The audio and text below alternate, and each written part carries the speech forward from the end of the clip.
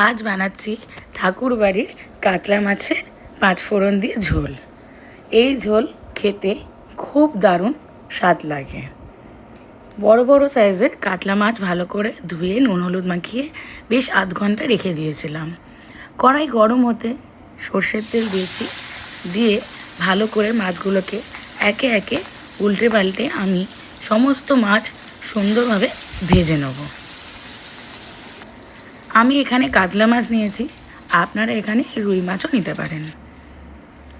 সমস্ত মাছ দাগা, পেটি, মুড়ো আপনারা যে যটা পিস মাছ করবেন সমস্ত মাছ একে একে সুন্দর করে লালভাবে, খুব লাল করবেন না, মোটামুটি মিডিয়াম যে যেমন কড়া খান বা হালকা মাছ ভাজা খান সেইভাবে মাছগুলোকে সুন্দর করে ভেজে তুলে নেবেন। ঠাকুরবাড়ির রান্না, এই রান্নার স্বাদটা অতুলনীয়। ওইদিকে দেখুন একটা বাটির মধ্যে আমি কিছুটা পরিমাণ শুকনো লঙ্কা গুঁড়ো দিয়ে দিলাম, কিছুটা পরিমাণ হলুদ লঙ্কা, হলুদ গুঁড়ো, আর দিয়ে দেবো বেশ খানিকটা পরিমাণ মতন ধনে গুঁড়ো দিয়ে জল দিয়ে ভালো করে নাড়িয়ে চাড়িয়ে কিছুক্ষণ ভিজিয়ে রাখবো। তার মধ্যে আমার মাছগুলো ভাজা হয়ে যাবে। ভালো করে গুলিয়ে নিচ্ছি দেখুন। অন্যদিকে আমি আদা বেটে রেখেছি, টমেটো কুচো করে রেখেছি। দেখুন মুড়োটা দিয়ে দিলাম। মুড়োটা একটু ভাজতে সময় লাগে, তাই গ্যাসের ফ্লেমটাকে কম করে এপিট ওপিট করে ভালো করে মুড়োটা ভেজে নেব। আপনারা কে কে মুড়ো খেতে ভালোবাসেন বলুন তো? আমার কিন্তু মুড়ো আর পেটি এই দুটোই ফেভারিট। এবার আমি একে একে কেটে রাখা আলু দিয়ে দিলাম। লম্বা লম্বা করে ঝোলের মতন আলু কেটে নিয়ে ধুয়ে পরিষ্কার করে তেলে এবার ভেজে নিচ্ছি। দিয়ে দিলাম ওপর থেকে পরিমাণ মতন নুন আর পরিমাণ মতন হলুদ গুঁড়ো। এবারে ভালো করে সুন্দর করে লাল লাল করে আমি আলু ভাজাগুলোকে ভেজে তুলে নেব। পটল কেটে রেখেছি লম্বা লম্বা করে, ঝোলের যে পটল হয় হাফ হাফ করে পটল কেটে রেখেছি। এবার আমি কিছুটা পরিমাণ তেল দিয়ে দিচ্ছি, দিয়ে আমি পটলগুলোকেও সুন্দর করে ভেজে তুলে নেব। খুব কচি পটল, বেশিক্ষণ ভাজতে সময় লাগে না। এখনকার পটলের দানা ছোট কচি পটল। আর পটল, ঝিঙে এগুলো দেখবেন ঝোলে পড়লে ঝোলের স্বাদটা খুব ভালো লাগে খেতে, স্বাদটা অন্যরকম হয়। তো আমার কাছে ঝিঙে ছিল না, আমি আলু আর পটল দিয়ে ঝোলটা করব। পটলগুলো সুন্দর করে লাল লাল করে ভেজে তুলে নিলাম। ওই তেলের মধ্যেই আমি দিয়ে দিচ্ছি আদা বাটা। তারপরেই আমি দিয়ে দেবো যে গুঁড়ো মশলাটা আমি গুলে রেখেছিলাম, দিয়ে দিলাম গুঁড়ো মশলা। বেশ কিছুক্ষণ নাড়াচাড়া করে নেব, একটু তেলছাড়া হবে। তারপর আমি দিয়ে দেবো উপর থেকে একটা বড় সাইজের কুচনো করা টমেটো। বড় সাইজের একটা কুচনো করা টমেটো দেবেন, আপনারা পরিমাণ মতন দেবেন। য পিস মাছ করবেন সেইভাবেই ছোট টমেটো দেবেন কি বড় টমেটো দেবেন। আমি এখানে 4 পিস মাছ করছি, একটা মুড়ো করছি, তাই বেশ অনেকটা পরিমাণ ঝোল হবে, তাই আমি একটা বড় সাইজের টমেটো দিলাম। টমেটো দিলে ব্যালেন্সের জন্য একটু আপনারা চিনি দিতে পারেন। টমেটো দিলে, চিনিটা দিলে স্বাদটা ভালো লাগে, স্বাদটা ব্যালেন্স হয়।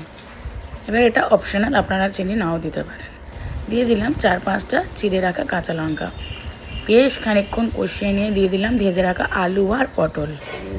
আলু পটলটাও আমি সুন্দর করে কষিয়ে নেব এই মশলার সাথে। মশলা থেকে যখন তেল ছেড়ে যাবে, দেখব মশলার কাঁচা গন্ধ চলে গেছে, আলু আর পটলটা বেশ ভালোক্ষণ কষানো হয়ে গেছে। অন্যদিকে আমি গরম জল করে নিচ্ছি। পরিমাণ মতন আমি দিয়ে দেবো গরম জল, যাতে আলুটা আর পটলটা সেদ্ধ যতটুকু বাকি আছে, ভাজতে ভাজতেই তো সেদ্ধ হয়ে গেছে, আর যতটুকু বাকি আছে ততটুকু যাতে ভালো করে ফুটে যায়, সেদ্ধ হয়ে যায়। দিয়ে দিলাম পরিমাণ মতন জল। জল দিয়ে ভালো করে আলু পটলটাকে নাড়িয়ে নেব, নিয়ে বেশ কিছুক্ষণ ঢাকা দিয়ে দেবো। ফুটে যতক্ষণ না আসছে ততক্ষণ পর্যন্ত 5টা মিনিট ওয়েট করব। এই দেখুন আমরা পরিমাণ মতন যতটা ঝোল খাবো, যতগুলো লোক খাবো পরিমাণ মতন ঝোল দিয়েছি। ঝোল খানিকটা কমবে, ঝোল ফুটবে। এই দেখুন ঝোলটা ফুটে গেছে। এবার আমি ওপর থেকে দিয়ে দেবো একে একে মাছগুলো। সমস্ত মাছ আমি একে একে ঝোলের মধ্যে দিয়ে দিচ্ছি।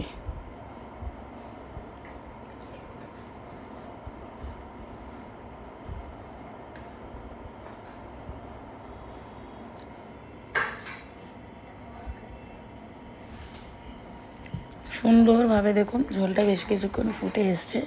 তারপর আমি দিচ্ছি ওপর থেকে মুড়োটা। আর মুড়োটা আগে থেকে দিলেই মুড়োটা যখন আপনারা পাতে পরিবেশন করবেন তখন তুলতে গেলে মুড়োটা ভেঙে যেতে পারে। তাই বেশ কিছুক্ষণ অন্য মাছগুলো দিয়ে পুরো সবজিগুলো দিয়ে ফুটিয়ে নিয়ে একটু মুড়োটাকে আমি জাস্ট ঝোলের মধ্যে চুবিয়ে দেবো। নামানোর 5 মিনিট আগেই দেবো, তার মধ্যে ঝোলের মধ্যে থাকলে এমনিই মুড়োটা নরম হয়ে যাবে। মুড়ো দিয়ে বেশিক্ষণ ফোটাবেন না, কারণ পরিবেশনের সময় মুড়োটা ভেঙে যেতে পারে। এবার আমি দেখুন ওই পাত্রের মধ্যে বেশ কিছুটা তেল নিয়ে নিচ্ছি। এটাই হলো ঠাকুরবাড়ির রান্নার একটা স্পেশালিটি। তেল গরম হয়ে গেছে, ওপর থেকে দিয়ে দিচ্ছি আমি একটা শুকনো লঙ্কা, আর দিয়ে দেবো আমি পরিমাণ মতো 5 ফোড়ন। বেশ কিছুটা 5 ফোড়ন, একটু বেশি করে 5 ফোড়নটা দিতে হবে যাতে 5 ফোড়নের গন্ধটা ওঠে।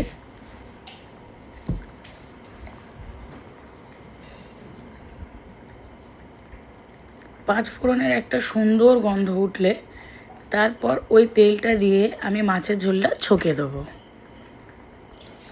সুন্দরভাবে দেখো 5 ফোড়নটা তেলটা শুকনো লঙ্কাটা ফুটে এসছে।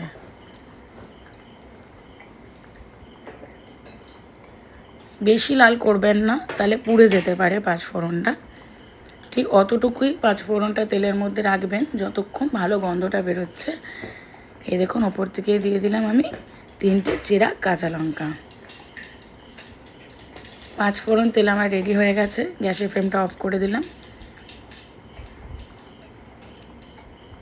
এবার আমি এটা মাছের ওপরে দিয়ে ছকে নেব। এই যে ফ্লেভারটা আসবে, এই ফ্লেভারটাতেই 5 ফোড়ন কাতলা ঠাকুরবাড়ির রান্নার সুগন্ধি। এক অসাধারণ কাতলা মাছের রেসিপি। আপনারা 5 ফোড়ন কাতলা এইভাবে বানিয়ে খাবেন। এক থালা ভাত, গরম ভাত, আর কিচ্ছু লাগবে না। গরমের দিনে এই হালকা পাতলা খাবারটা খুব ভালো লাগে খেতে। তো নমস্কার বন্ধুরা, আমার নেক্সট ভিডিও পেতে লাইক, শেয়ার অ্যান্ড সাবস্ক্রাইব করবেন। ঠাকুরবাড়ির 5 ফোড়ন কাতলা আমার তৈরি হয়ে গেছে। গ্যাসের ফ্লেমটাকে এবার আমি অফ করে দিলাম।